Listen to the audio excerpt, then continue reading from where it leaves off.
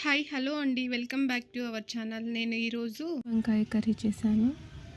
కోసం half KG గుత్తి వంకాయలు తీసుకొని బాగా నీట్గా ముచ్చికలతో సహా కట్ చేసుకొని సాల్ట్ వాటర్లో కట్ చేసి పెట్టుకోవాలి. వంకాయల్ని వాటర్లో వేయకపోతే వంకాయ కలర్ చేంజ్ అవుతుంది. అందుకోసం సాల్ట్ వాటర్లో వేసి అలాగే పెట్టాలి. అలా ప్రిపేర్ చేసుకుందాం. అందుకోసం ఒక ప్యాన్లో కొంచెం ఆయిల్ వేసి వెల్లుల్లిపాయలు, ఇలాచీ, మసాలా, మరాఠీ మొగ్గ, జీలకర్ర, చెక్క, లవంగాలు బాగా వేసి వేయించాలి. అలాగే అందులోకి 2 టేబుల్ స్పూన్ తెల్ల నువ్వులు, కట్ చేసి పెట్టుకున్న ఒక ఆనియన్, అందులోకి కరివేపాకు కూడా వేసి బాగా వేయించాలి. బాగా వేగాక అందులోకి సన్నగా కట్ చేసి పెట్టుకున్న టమోటాలు, అలాగే కొత్తిమీర కూడా వేసి బాగా వేయించుకోవాలి. వేగాక కొంతసేపు పక్కన పెట్టి ఆరనివ్వాలి. మనం మసాలాలు తెల్ల నువ్వులు బదులుగా కొబ్బరి వేయచ్చు, లేదంటే 3-4 క్యాష్యూస్ కూడా వేసుకోవచ్చు. ఈ మిశ్రమం మొత్తం ఆరేలోపు మనం రెడీగా కట్ చేసి పెట్టుకున్న వంకాయలను ఇంకోసారి నీటిలో కడుక్కొని తీసి పెట్టుకోవాలి. వంకాయ కర్రీకి మసాలా ప్రిపరేషన్ ఎంత బాగుంటే మసాలా కర్రీ అంత బాగుంటుందండి. గుత్తి వంకాయ కర్రీ ఇష్టపడిన వాళ్ళంటూ ఎవరు ఉండరండి. మెయిన్గా మనం రైస్లోకి తినచ్చు, చపాతీ, పరోటా కూడా ఈ కర్రీ చాలా టేస్టీగా ఉంటుంది. మనం క్లీన్ చేసి పెట్టుకున్న వంకాయల్ని ఫ్రై చేసుకోవడం కోసం ఒక ప్యాన్లో 3-4 టేబుల్ స్పూన్ ఆయిల్ వేసుకోవాలి. కర్రీ కోసం మనం ఆయిల్ని ఎక్కువ యూజ్ చేస్తామండి, అప్పుడే టేస్ట్గా ఉంటుంది.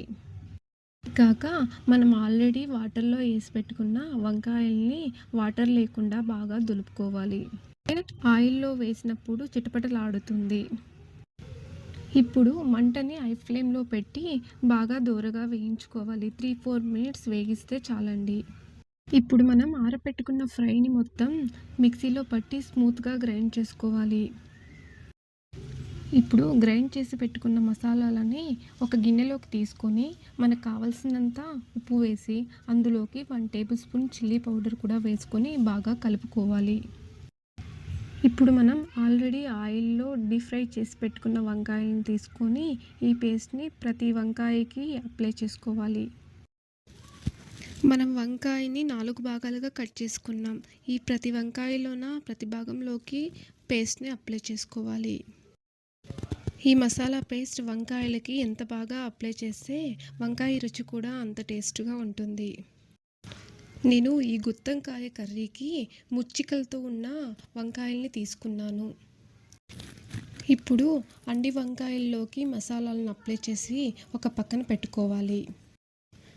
ఇప్పుడు మనం ఏ ప్యాన్లో వంకాయల్ని డీప్ ఫ్రై చేసుకున్నామో అదే ప్యాన్ తీసుకొని ఇంకొంచెం ఆయిల్ని వేసుకోవాలి. ఆయిల్ బాగా వేడెక్కాక అందులోకి ఆవాలు వేసి చిటపటలాడిన తర్వాత కొంచెం జీలకర్ర, కరివేపాకు, ఎండుమిరపకాయలు కూడా వేసి వేయించుకోవాలి. ఇప్పుడు మనం ఇందులోకి మసాలా అంతా అప్లై చేసి పెట్టుకున్న బ్రింజల్ని కూడా వేసి బాగా మగ్గే వరకు అటు ఇటు వేయించాలి.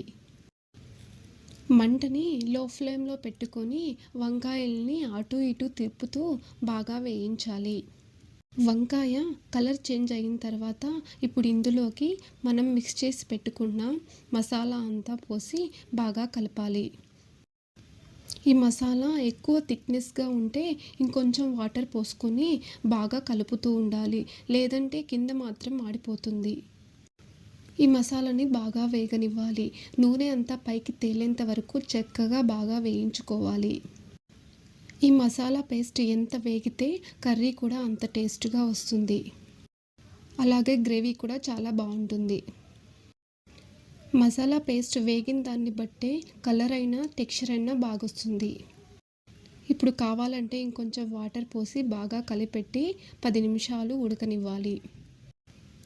అంతేనండి, ఎంతో టేస్టీగా యమ్మీ గుత్తి వంకాయ కర్రీ రెడీ. సబ్స్క్రైబ్ చేయడం మాత్రం మర్చిపోకండి ఫ్రెండ్స్.